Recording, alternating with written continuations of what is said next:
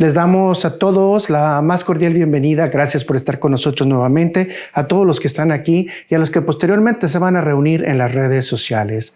Que Dios me los bendiga mucho en el nombre de Cristo Jesús, en todos los proyectos, situaciones, condiciones o incluso, ¿por qué no?, en situaciones de enfermedad o algunos problemas que estén pasando. Recordemos que siempre está Dios con nosotros, Jesús siempre está con nosotros y esa es la promesa que tenemos como cristianos. Como hemos venido desarrollando esta serie, todos sabemos que estamos en donde hoy, en el salón de Cristo, en la aula de Cristo. Así que la serie, como le hemos puesto, es En el camino siguiendo las pisadas del Maestro. Hermanos, hoy vamos a meditar en una enseñanza que le vamos a titular, y discúlpenme la redundancia, la enseñanza secreta, más allá de lo inevitable. Vamos a ponerle como subtítulo, un secreto que transforma y abre camino a la verdadera libertad. Hermanos míos, hermanos amados, en cualquier campo del conocimiento, el éxito de la calidad de la enseñanza depende de varios factores. En el siglo XIX, el médico alemán Robert Koch, padre de la bacteriología, no solo descubrió los bacilos del cólera y la tuberculosis, sino que también formó pequeños grupos de discípulos que pudieron transmitir sus secretos de investigación a otras personas. De hecho, él y 2 discípulos más ganaron premios Nobel. Ellos tuvieron que competir contra el peligro, incluso contra la posibilidad de morir, debido a que estaban siempre trabajando con agentes peligrosos para tratar de resolver cuáles eran las formas en que actuaban y especialmente si había una cura. Esto transformó la medicina y cambió el mundo también. Siglos antes, nuestro Maestro Salvador Jesucristo también entrenó un pequeño grupo. Aunque tuvo 12 discípulos, en los momentos de mayor relación y mayor revelación, llamó solamente a 3. Y ustedes lo recuerdan: Pedro, Jacob y Juan. Su propósito era prepararlos para enfrentar una amenaza mucho más grande de lo que se podía pensar. La Escritura nos da el marco de esa misión personalizada y vamos a leer a Hebreos 2, versículos 14 y 15.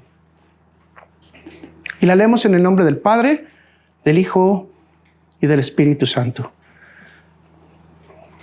Así que por cuanto los hijos participaron de carne y sangre, él también participó de lo mismo, para destruir por medio de la muerte al que tenía el imperio de la muerte, esto es, al diablo, y librar a todos los que por el temor de la muerte estaban durante toda la vida sujetos a servidumbre.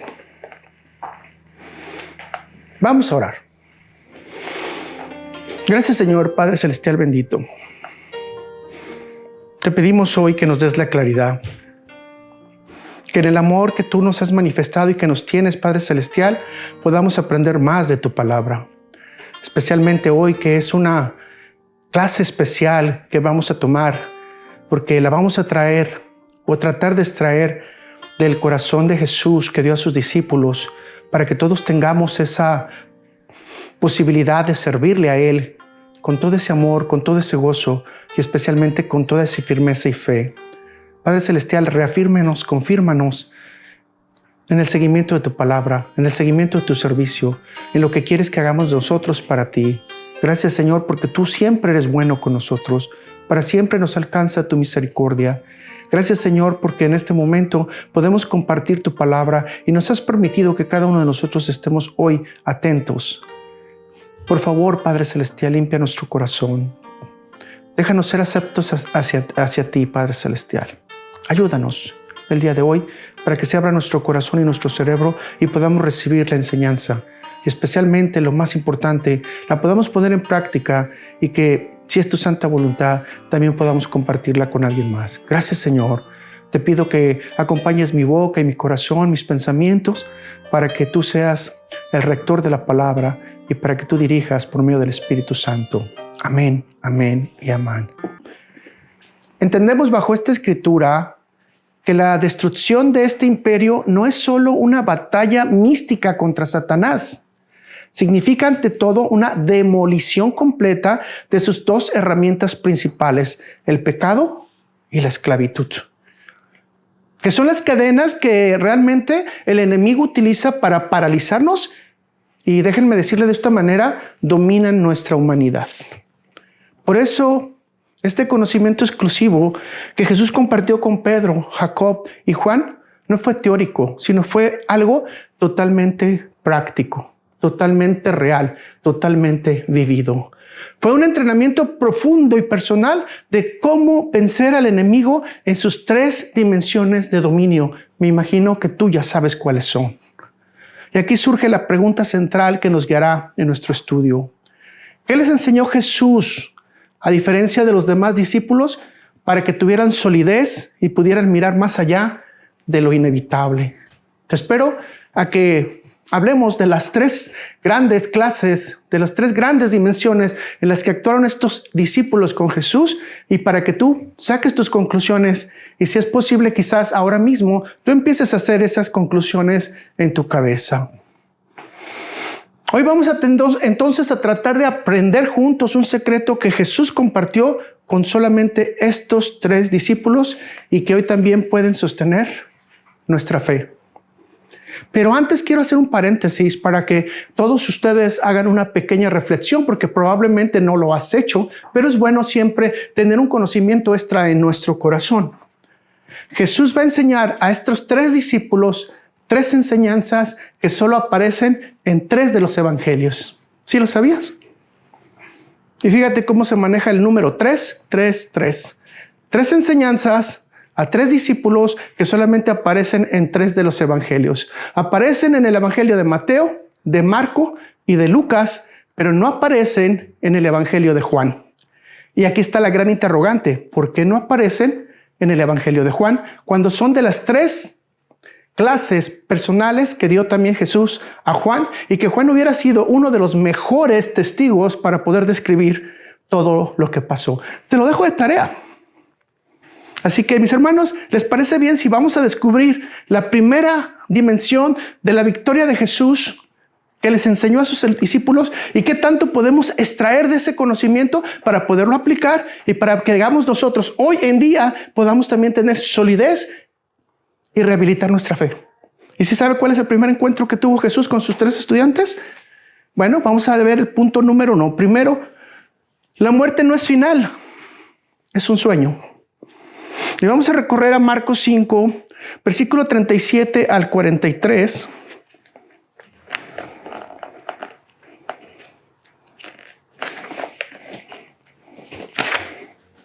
Y ya te lo comenté nuevamente y te lo voy a volver a decir. Estas enseñanzas solamente están en estos 3 evangelios. Y dice así. Recuerden que estas van a ser grandes lecturas, ¿verdad? Empezamos en el 37. Y no permitió que le siguiese nadie, sino Pedro, Jacob y Juan, hermano de Jacob. Y vino a casa del principal de la sinagoga y vio el alboroto y a los que lloraban y lamentaban mucho. Y entrando les dijo: ¿por qué alborotáis y lloráis? La niña no está muerta, sino duerme. Y se burlaban de él. Mas él, echando fuera a todos, tomó al padre y a la madre de la niña y a los que estaban con él, y entró donde estaba la niña. Y tomando de la mano de la niña, le dijo: Talita cumi, que traducido es: niña, a ti te digo, levántate. Y luego la niña se levantó y andaba, pues tenía 12 años. Y se espantaron grandemente. Pero él les mandó mucho, que nadie lo supiese, y dijo que le diesen de comer. Jesús entra a la casa de Jairo, acompañado solo de Pedro, Jacob y Juan. Allí la niña yace muerta y el ambiente está lleno de llanto y caos. Obviamente nosotros generalmente hemos participado de cuando de repente una persona fallece. Tuvimos incluso una experiencia juntos cuando una persona se fue y vimos cómo la familia reaccionó con llanto, dolor, con gritos, y nos pudimos dar cuenta que nada de consolación puede participar en ese momento. Todo se vuelve un caos, porque todo parecía definitivo. La muerte es definitiva, no hay opción. La niña se acababa de ir. Pero Jesús declara algo que es importantísimo y que como discípulos nosotros tenemos que ponerlo en nuestro corazón. Y repetimos la partecita de este versículo en Marcos 5:39 que dice: la niña no está muerta, sino duerme. En este momento los discípulos reciben una dimensión de su entrenamiento.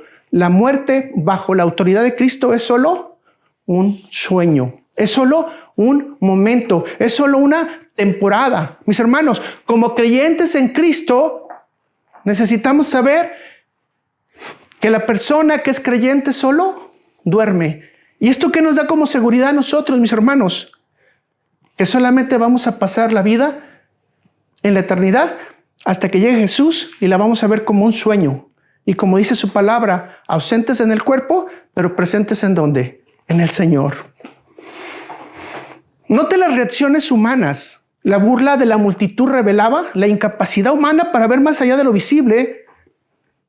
Pero Jesús se aparta de los incrédulos y retoma a sus discípulos y les dice: este es el misterio que está reservado para ustedes.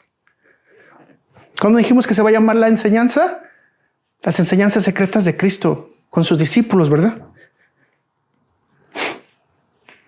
Vean lo que Jesús está diciéndole a sus discípulos. Lo que para los hombres es irreversible, para el maestro de la vida es solo una interrupción temporal. Imagínese, hermano, cuando usted puede apagar una luz y le digan: se hizo cortocircuito, toda tu casa se echó a perder, toda la instalación y ya nada sirve, hay que cambiar toda la instalación. Pero que llegue Cristo y vuelva a prender el foco, aun cuando la instalación está completamente quemada. Eso es lo que hizo Jesús. Simplemente en otro de los evangelios dice: hey niña, tú regresa. Y la niña regresó ¿a qué? Al cuerpo. Se reanimó el cuerpo. Mis hermanos, esta es una situación tremenda. Cuando Jesús pronuncia Talita Cumi, la niña volvió a la vida. Otra vez, la niña volvió a la vida. La pregunta aquí que nos viene a todos: ¿y dónde quedó la muerte? Obviamente, la muerte quedó superada, la muerte quedó paralizada. Jesús venció la muerte física con la resurrección de la niña. Y si te das cuenta, entonces aquí empieza la lección más fuerte. Con este ejemplo, Jesús está enseñando a sus discípulos que Él es capaz de desarmar el imperio de la muerte, que es el arma del enemigo, que es el arma de Satanás. Y lo está haciendo enfrente ¿de quién? De los discípulos que Él tiene. Así que los discípulos aprendieron que Jesús no solamente vence la muerte física, sino que también tiene la victoria anticipada sobre la muerte espiritual. Porque al momento de vencer la muerte física, también está venciendo la muerte que se produce a través del pecado. La Escritura nos recuerda en Romanos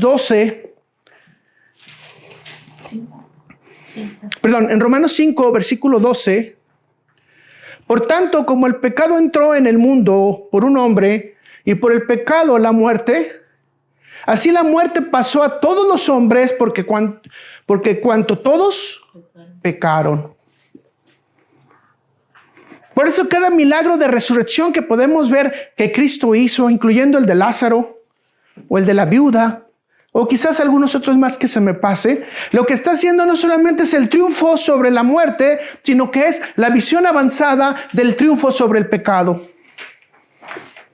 Aquí es donde se cumple la promesa que Pablo nos habla más adelante en 1 Corintios 15, versículo 55, en donde dice la Escritura: ¿dónde está, oh muerte, tu aguijón?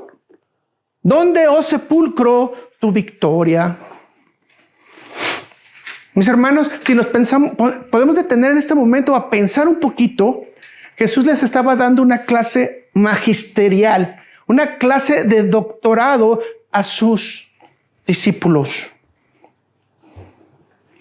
Jesús les estaba enseñando quién es la autoridad, quién tiene el poder y por lo tanto en quién deben confiar. Tanto Pedro, Jacob como Juan tenían que pasar a predicar un evangelio que les va a poner en riesgo su vida.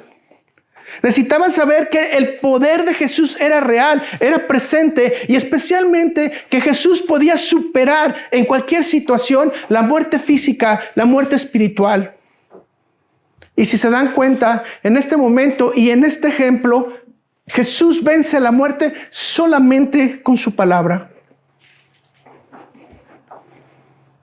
Mis hermanos, en este momento tú y yo tendríamos que pensar que la fe no queda en contemplación.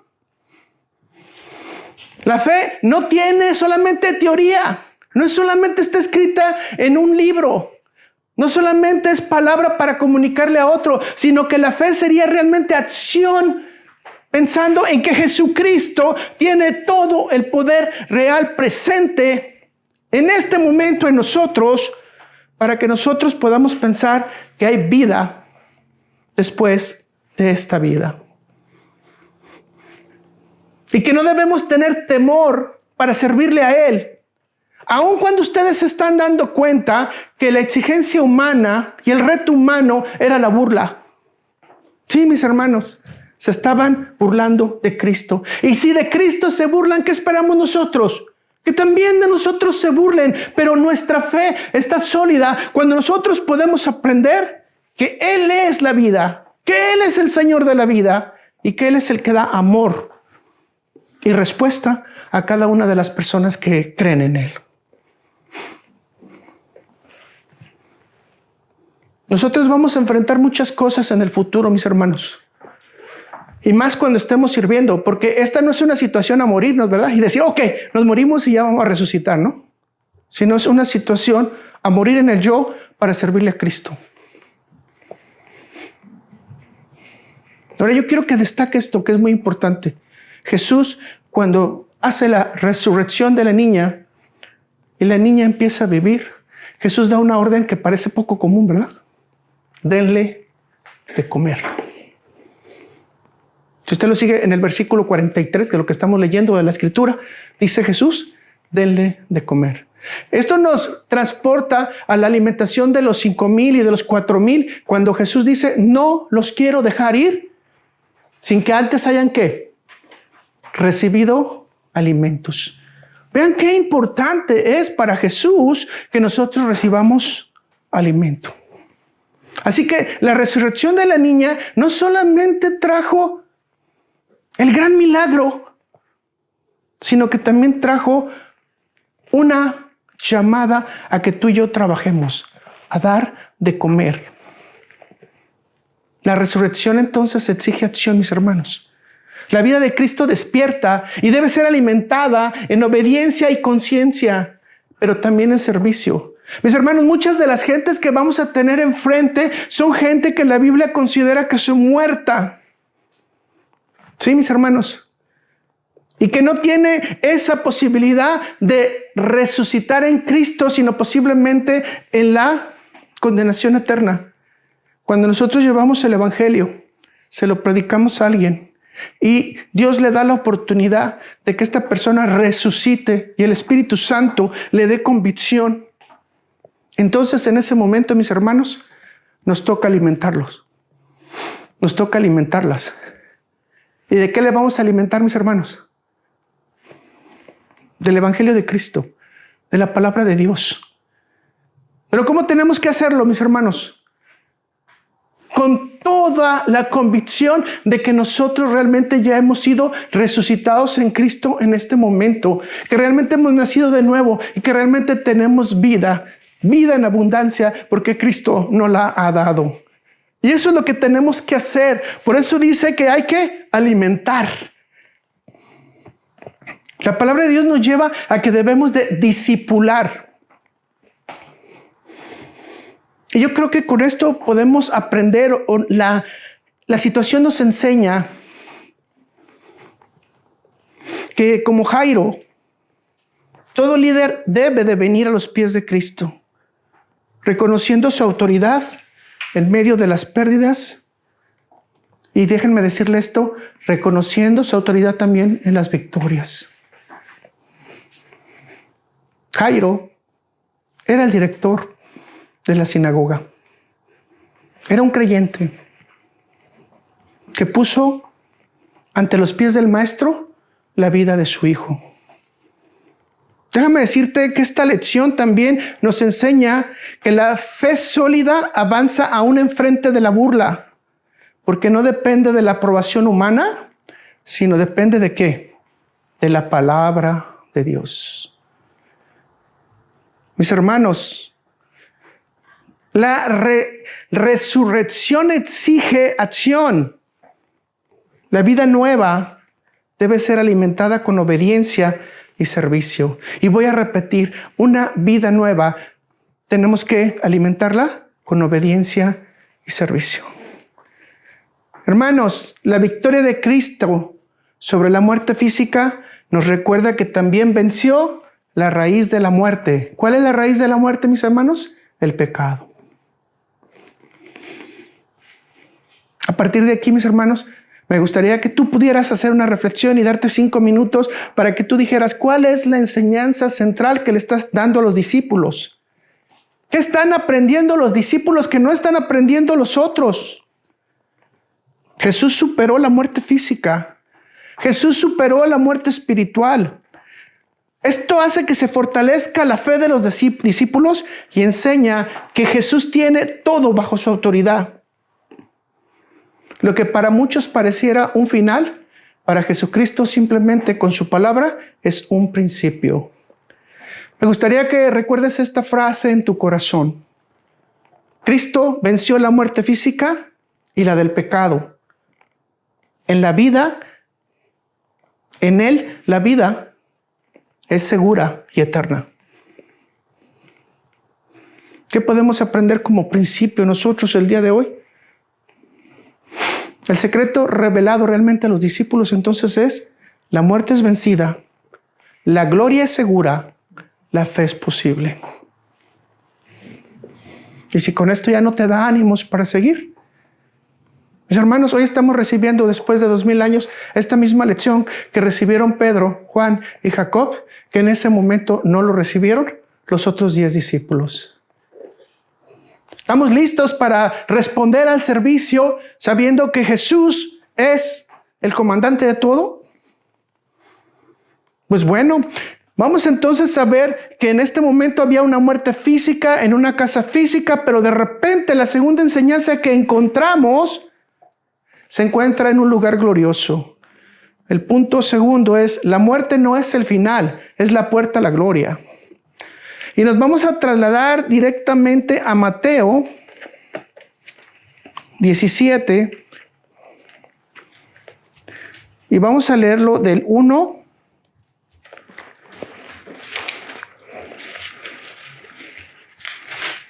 al 8. ¿Les parece bien?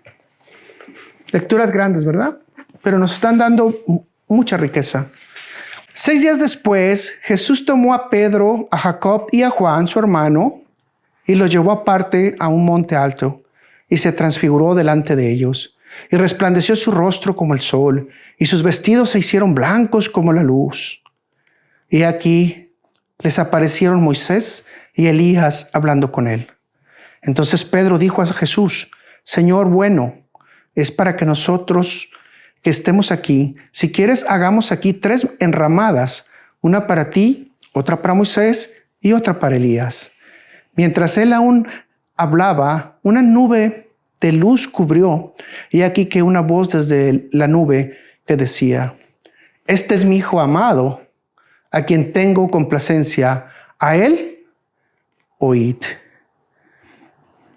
Al oír esto, los discípulos se postraron sobre sus rostros y tuvieron gran temor. Entonces Jesús se acercó y los tocó y dijo: Levantaos y no temáis.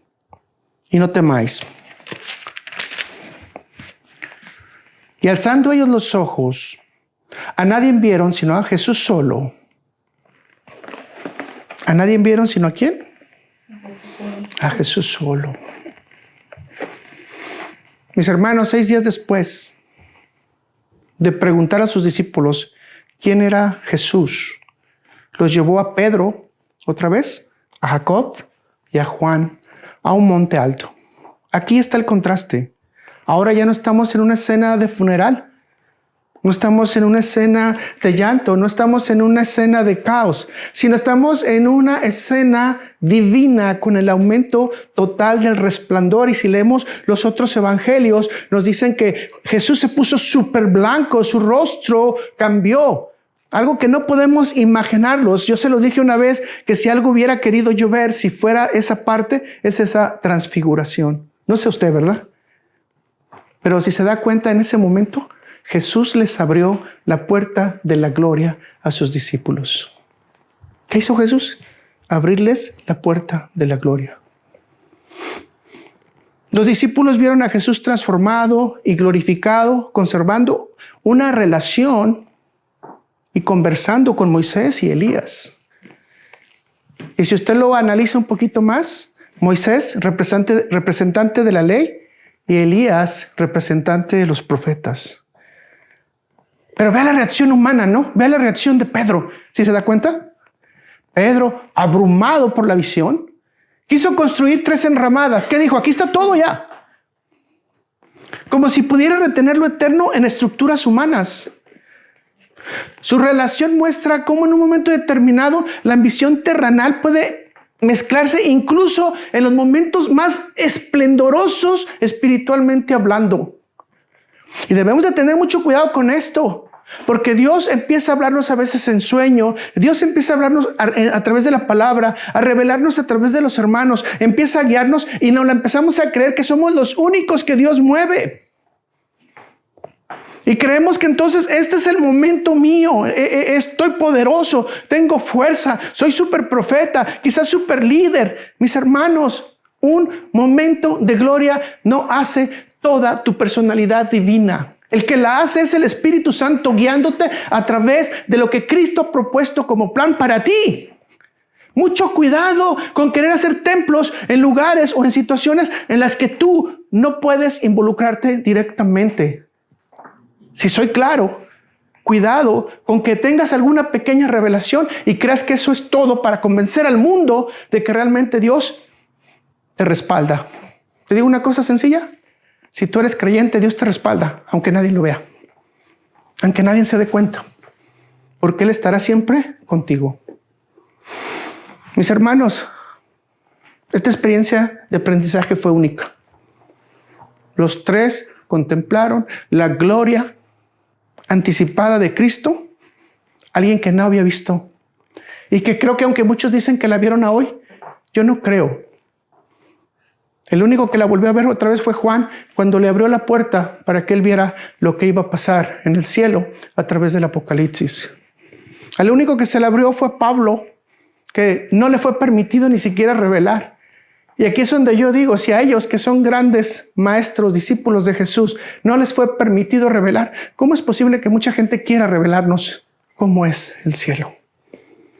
Creemos en el cielo por todo lo que la palabra dice y por todo lo que Jesús nos está revelando. Ahora, dése cuenta, mis hermanos, porque muchos dicen, es que tenemos encuentros espirituales poderosos con Dios. Los 3 discípulos tuvieron una reacción de temor y desconcierto, mis hermanos. Y si vamos a Daniel, se cayó. Y si vamos a ver otra vez a Juan en el Apocalipsis, se hincó, se inclinó ante un ángel. Mis hermanos, las cosas divinas no son sencillas. Esta carne no puede detener las cosas divinas. Tenemos que ser honestos con nosotros mismos. La fe que está activando Jesús en este momento es para que todos recibamos el poder de Dios para caminar con Él en seguridad por todos los días de nuestra vida mientras estemos en esta tierra sirviéndole y haciendo lo que Él nos manda. No lo que nosotros queramos o lo que nosotros pensemos que Dios quiere, especialmente si está fuera de su ley. Vea, mis hermanos, cómo Pedro intentó encerrar la gloria de Dios en un lugar físico, olvidando que la verdadera gloria de Dios no se guarda en templos, sino se vive en obediencia, mis hermanos. Se vive en tu corazón. Tú eres templo del Espíritu Santo. Jesús mismo dijo que Él era el templo al momento de decir que se destruirá este templo en 3 días y se volverá a reconstruir. hablando de su resurrección. Mis hermanos, el templo real son ustedes. La iglesia real son ustedes. Son los que se juntan para alabar al Señor. Son los que se juntan para poder aprender del Señor. Son los que se juntan para poderle dar ayuda a todos los hermanos que necesitan. Mis hermanos, muchos somos como Pedro. Queremos hacer una iglesia, queremos hacer otro templo, queremos hacer una congregación y se nos olvida que lo más importante es que nada puede detener a Dios y que usted y yo somos templos declarados por Dios. Declarados por el Espíritu Santo, declarados por la palabra de Dios. Así que, mis hermanos, no podemos limitar a Dios. Y esto lo entendía Salomón completamente. Después de tantos años de que se estuvo haciendo el templo, Salomón entendió que Dios no se podía detener en un solo lugar. Leamos lo que dice en Primera de Reyes 8. Versículo 27 en Reina Valera 60. ¿En verdad que Dios habitará sobre la tierra? He aquí que los cielos y los cielos de los cielos no te pueden contener. Cuanto menos esta casa que yo he edificado. Dense en cuenta, mis hermanos, a la Escritura, como fuimos leyendo, de que la presencia de Dios se presentó y como se presentaba en el templo, llenaba las nubes, como se presentaba en el tabernáculo. Así que, mis hermanos, la gloria de Dios no se limita a estructuras, porque ni los cielos pueden contenerla. La verdadera respuesta es rendirse en obediencia y dejar que su presencia transforme nuestra vida diaria, transforme nuestra vida cotidiana. Así que la siguiente enseñanza otra vez vuelve a hacer la pregunta: ¿dónde quedó la muerte? Vuelvo otra vez a hacérselas. ¿Dónde quedó la muerte? Luis, aquí no están hablando de muerte. Escúchame.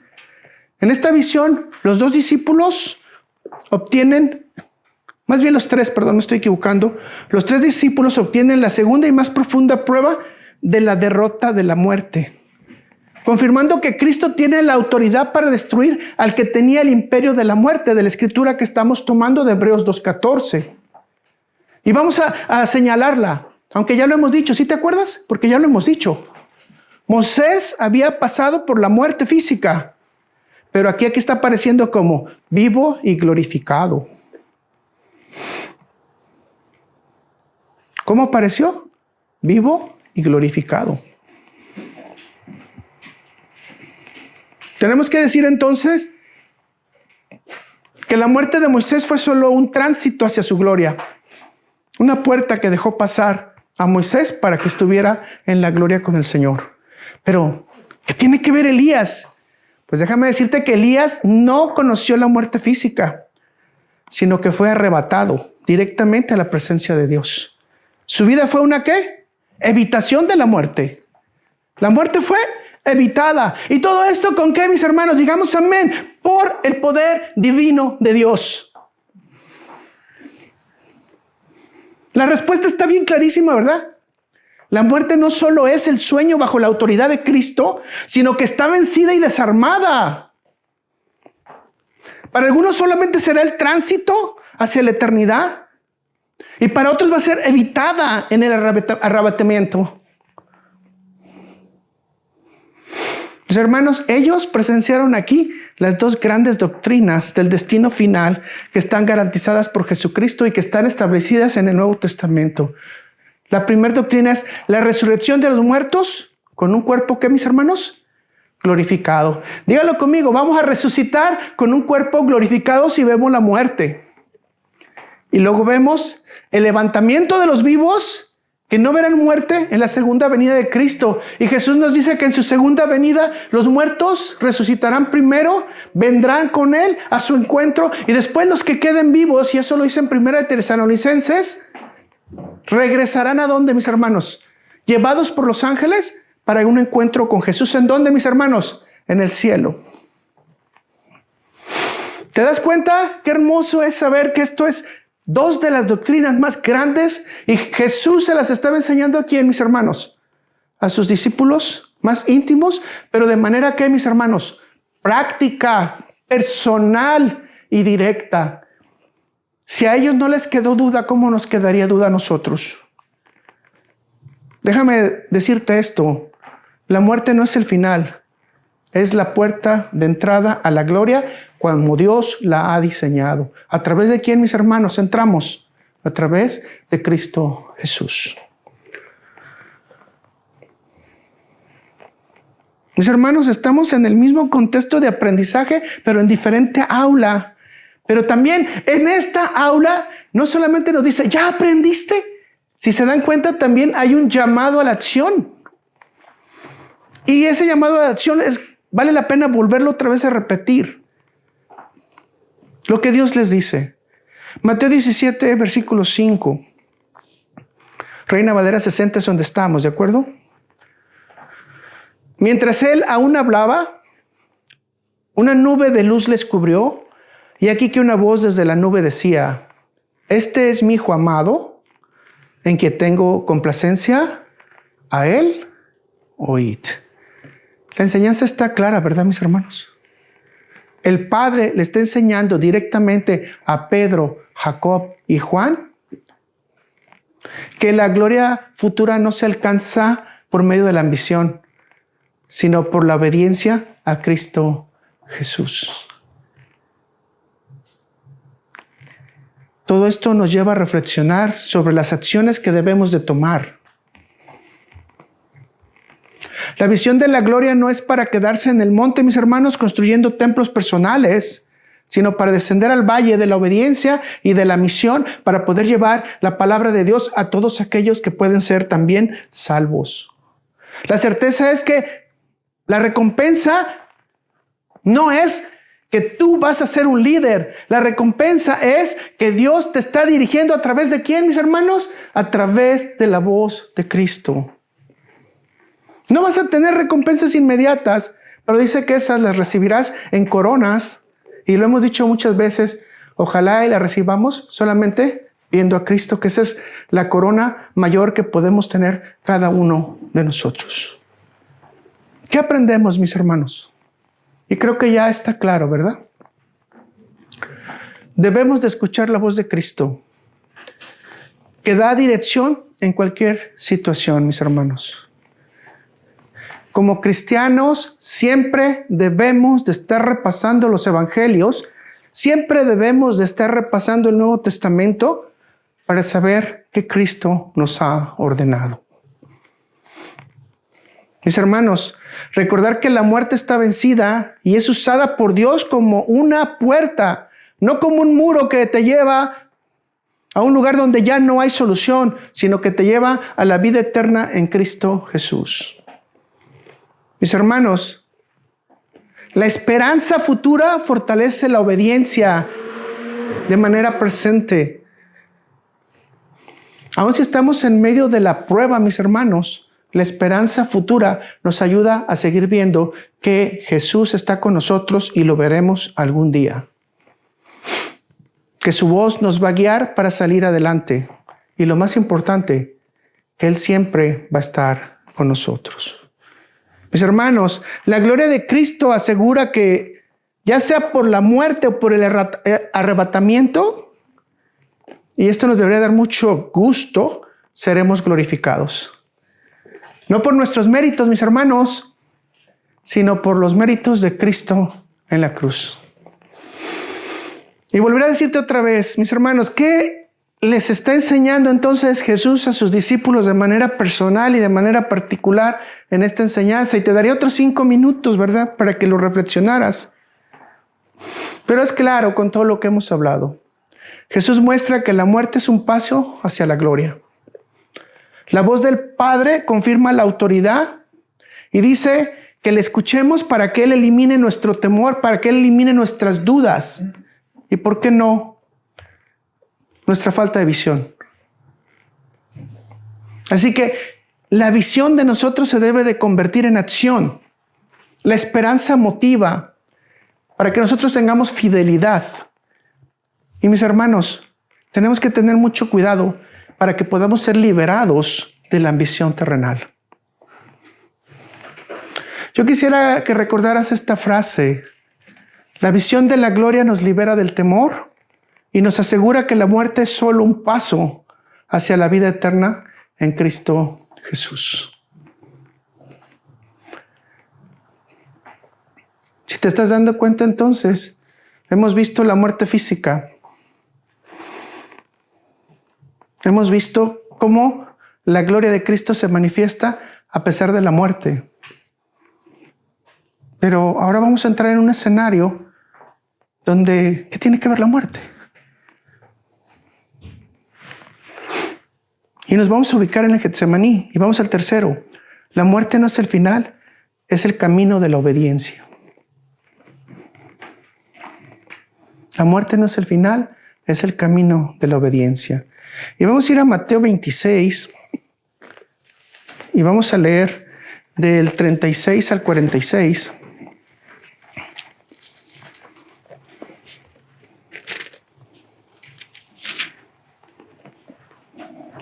Más larga la lectura todavía, ¿verdad? Pero es Biblia, ¿verdad? ¿Les gusta la Biblia a ustedes, verdad? Claro que sí, ¿verdad? Entonces llegó Jesús con ellos a un lugar que se llama Getsemaní y dijo a sus discípulos: sentaos aquí, entre tanto que voy allí y oro. Y tomando a Pedro y a los dos hijos de Zebedeo, recordemos, Jacob y Juan, comenzó a entristecerse y angustiarse en gran manera. Entonces Jesús le dijo: mi alma está muy triste hasta la muerte. Quedaos allí y velad conmigo. Yendo un poco adelante, se postró sobre su rostro, orando y diciendo: Padre mío, si es posible, pase de mí esta copa, pero no sea como yo quiero, sino como tú. Vino luego a sus discípulos y los halló durmiendo. Y dijo a Pedro: ¿así que no habéis podido velar conmigo una hora? Velad y orad para que no entréis en tentación. El espíritu a la verdad está dispuesto, pero la carne es débil. Otra vez fue y oró por segunda vez: Padre mío, si no puedo pasar de mí esta copa sin que yo la beba, hágase tu voluntad. Vino otra vez y los halló durmiendo, porque los ojos de ellos estaban cargados de sueño. Y dejándolos se fue de nuevo y oró por tercera vez, diciendo las mismas palabras. Entonces vino a sus discípulos y les dijo: dormid ya y descansad. He aquí, ha llegado la hora, y el Hijo del Hombre es entregado en manos de pecadores. Levantaos, vamos, ved, se acerca el que me entrega.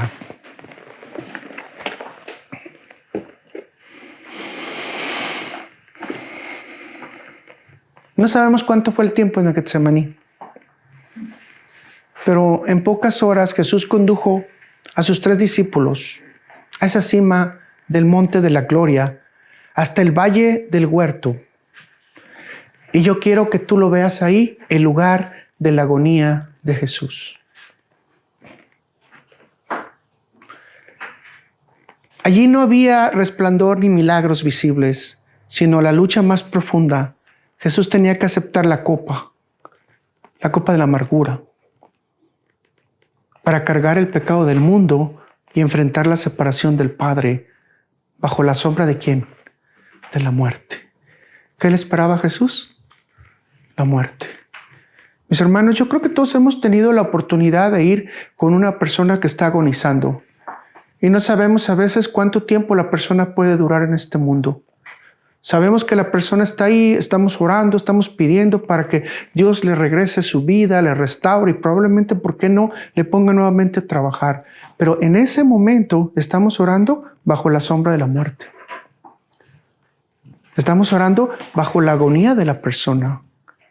Jesús estaba abrumado porque la muerte estaba presente, estaba haciendo sus primeros efectos. Y el efecto más grande para la carne, mis hermanos, cuando estamos cerca de la muerte, es el temor.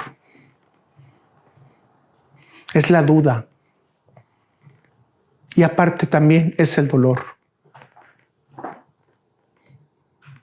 Si ustedes se dan cuenta en la lectura, Jesús abrumado pidió a sus discípulos que velaran con él.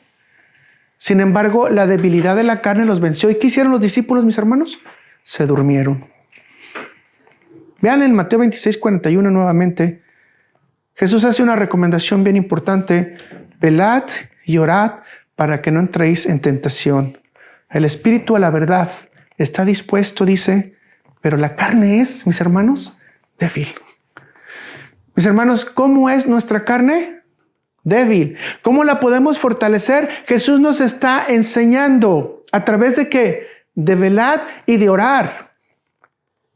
Tenemos nuestra carne que es débil. Sí, mis hermanos, reconozcamos, aun cuando sintamos que somos ya santos, que andamos volando y que levitamos y que probablemente no pueda nada tocarnos y que posiblemente podamos pasar por las más grandes tentaciones, aún así, dice Jesús, si quieres fortalecer tu carne, necesitas que orar y velar para que no te pase ninguna tentación. Y en el Padre Nuestro nos lo repite nuevamente en Mateo 6.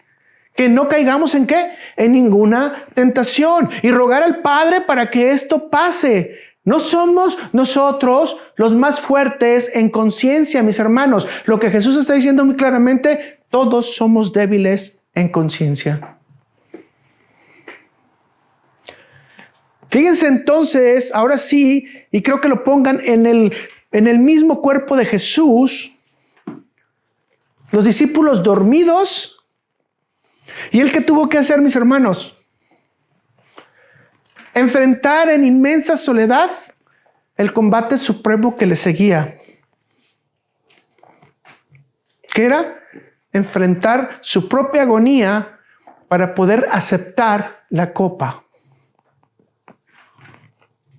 Y yo creo que, aunque muchos teólogos dicen que la beberá en la cruz, yo pienso que ahí le dio 2, 3 tragos, mis hermanos.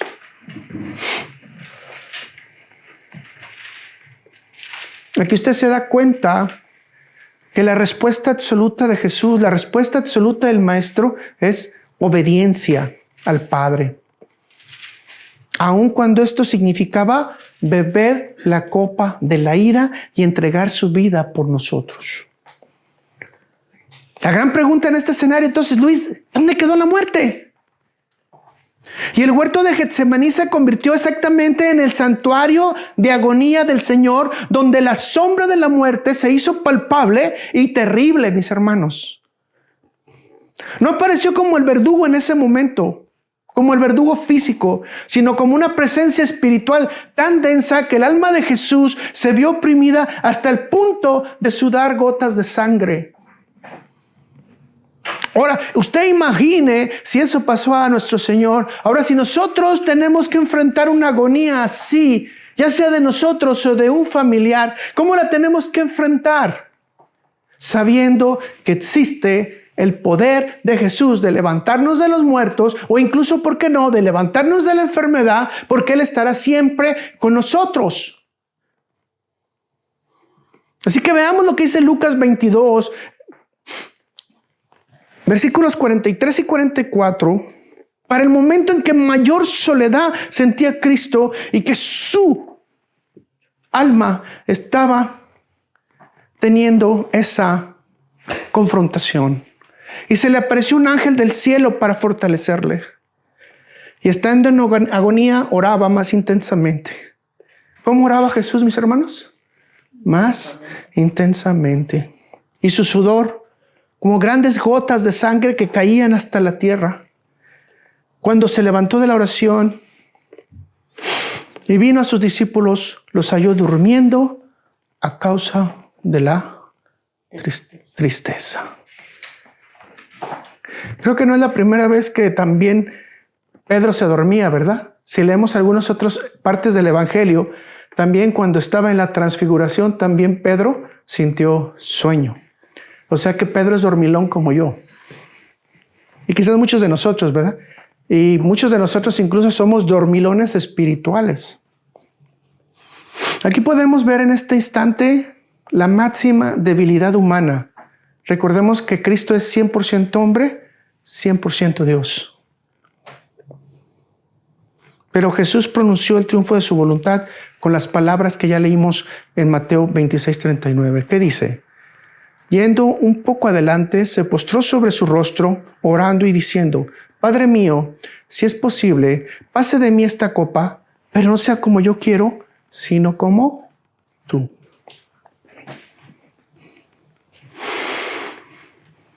En la carne, al someter su temor natural a la obediencia perfecta, despojó a la muerte de su aguijón, el pecado, y selló con amor la promesa de la rendición. Lo que parecía derrota se convirtió en victoria, porque la muerte quedó absorbida en la obediencia de Cristo.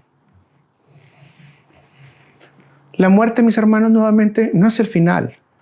Es el camino de la obediencia total que desarma al enemigo. Podemos entender entonces o aprender que los discípulos pudieron darse cuenta que necesitaban vencer la parálisis espiritual. Necesitaban vencer la parálisis espiritual. Mis hermanos, la obediencia vence la pereza. La certeza de la gloria nos da energía para velar y orar en lugar de huir o dormir. Porque para nosotros como cristianos es más fácil huir y correr, ¿verdad? ¿O por qué no dormirnos y ya no saber qué va a pasar? No. Jesús te manda a ti, me manda a mí. ¿A qué? A velar y orar. No podemos estar paralizados. Nos pide la palabra de Dios y a través de lo que Jesús nos enseña, rendición total al Padre. El camino, mis hermanos, de la obediencia, entonces exige que nosotros imitemos a Jesús. Y las palabras que más deben recalcarse en nuestro corazón, no mi voluntad, sino la tuya. Esta rendición transforma el sufrimiento inevitable y nos da la victoria en Cristo Jesús. Así que tú y yo estamos comprometidos a decirle al Padre que no sea mi voluntad, sino la tuya. Tenemos que tener un servicio confiado, mis hermanos. El servicio inquebrantable nace de la paz que viene de rendirse totalmente a la voluntad de Dios. Muchos quieren ser pastores y eso es bueno. Muchos quieren dirigir las iglesias y eso es bueno. Yo te lo he dicho en otras ocasiones y te lo vuelvo a repetir. ¿Qué tanto amas a Cristo? Para que Él te permita formar a sus ovejas. Pero también te lo digo hoy, que tanto obedeces a Dios para que tú le digas que se haga tu voluntad, Señor, y no la mía. Que tanto realmente sigues la palabra de Dios para ser un ejemplo y maestro para los demás. Te volvería a pedir nuevamente que tomaras tiempo para pensar entonces cuál es la enseñanza central para los discípulos. Jesús en el Getsemaní nos muestra que la muerte se vence ¿con qué? Con obediencia total a Dios.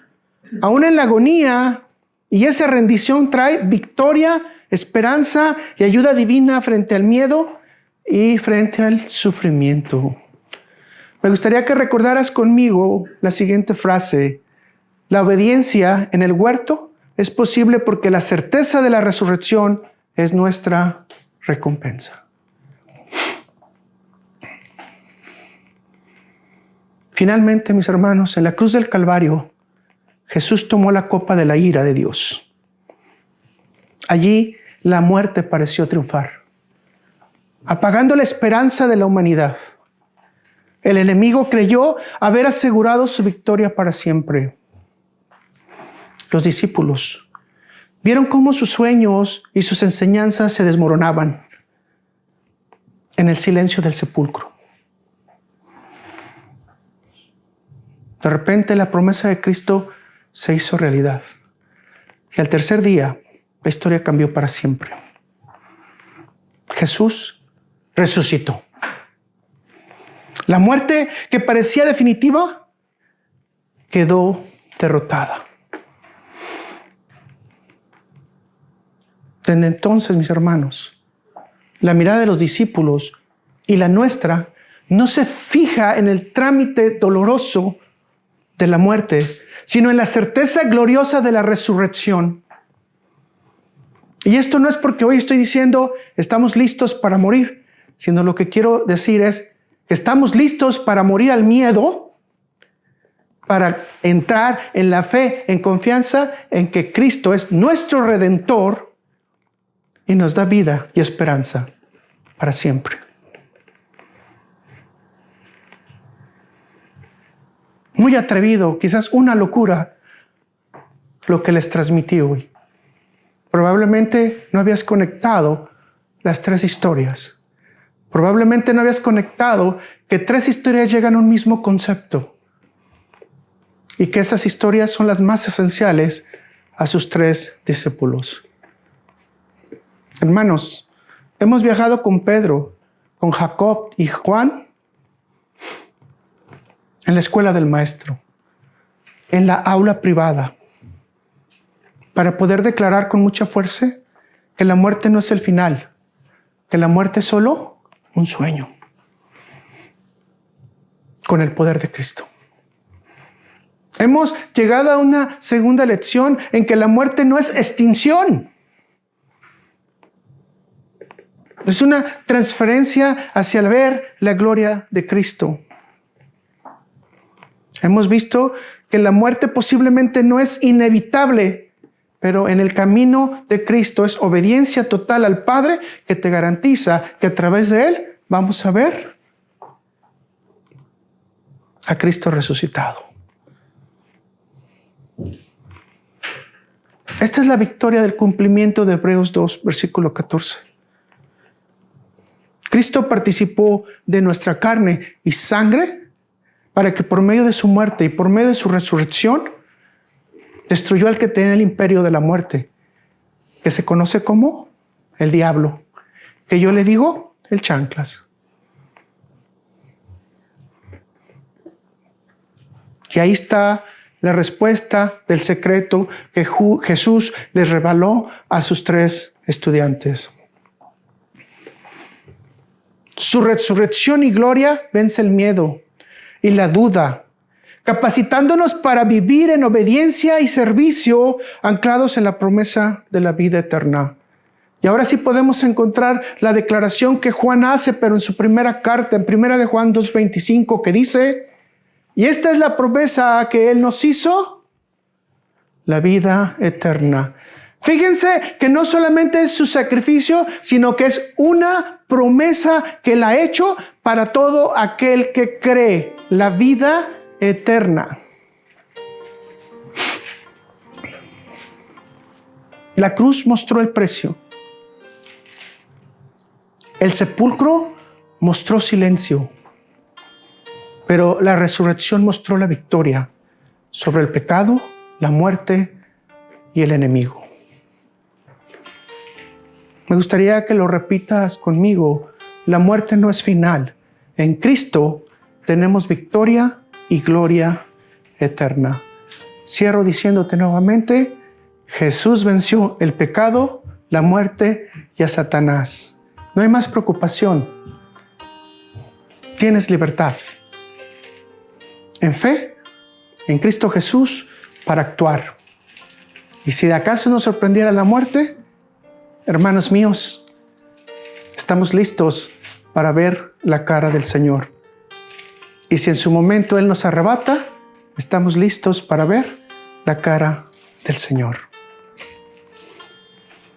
3 historias, 3 discípulos que nos dicen que la resurrección mostró la victoria sobre el pecado, la muerte y el enemigo. Hay que meditar. Que Dios nos lleve a tener más confianza, más fuerza en Cristo Jesús. Satanás está derrotado. Usted no necesita derrotarlo más. El pecado está derrotado. Usted no necesita derrotarlo más. La muerte está derrotada. Y todos tenemos la confianza que un día lo vamos a ver en su verdadera gloria. Vamos a orar. Gracias, Padre Celestial bendito. Hermoso Señor, amado Señor. Creo que no es que hoy me imagine cómo fue tu resurrección, sino que me motive el ver tu gloria. No es solamente que me imagine cómo tú pudiste vencer a la muerte, sino agradecerte que me has dado vida. No es solamente que yo pida tu protección, sino que yo sepa que a Satanás ya lo has vencido. Señor, a todos aquellos que tú vas a llevar al servicio, Padre Celestial, fortalécelos, protégelos, mímalos, Padre Celestial, pero sobre todo, dales la fe de que tú vas a estar contigo. Señor, te pido que si alguno de nosotros tenemos alguna duda, podamos dar nuestro corazón completo a ti y decirte, Señor, sabemos que tú nos quieres usar y de la manera que nos uses estamos dispuestos y que no se haga nuestra voluntad, sino la tuya. Padre Celestial, no cedemos a las cosas que nos están pasando, sino te otorgamos nuestras cargas a ti, Señor, para que nos des la guía de cómo debemos salir. Señor, si estamos problemados, si tenemos situaciones difíciles, Padre Celestial, ayúdanos a escuchar la voz de Cristo. Permítenos la guía del Espíritu Santo. Padre Celestial, te pido para ellos, tanto como los que van a ver después, que nada los distraiga, que solamente puedan poner sus ojos como Pedro, Jacob y Juan en tu poder, en tu resurrección, en la vida eterna y en el mensaje que tenemos todos de ir a la acción para llevar el Evangelio. No nos dejes, Señor, caer en la mediocridad. No nos dejes, Señor, despegarnos de ti. Padre Celestial, especialmente te pido hoy que como Pedro, Juan y Jacob no queramos hacer enramadas, sino entendamos que somos templos vivos, que podemos llevar tu palabra en cualquier lugar, en cualquier dirección, porque así tú lo has mandado. Gracias, Señor, te pido la bendición. Bendice nuestros trabajos, bendice nuestras escuelas, bendice nuestras cabezas, nuestros cuerpos, ayúdanos con salud, Señor. Yo especialmente te pido, Padre Celestial, que nos ayudes a seguir viendo tu gloria por hoy y para siempre, como la vieron Pedro, Juan y Jacob. Gracias, Señor, porque esta es la vida eterna, lo que tú nos has prometido, la resurrección. Amén.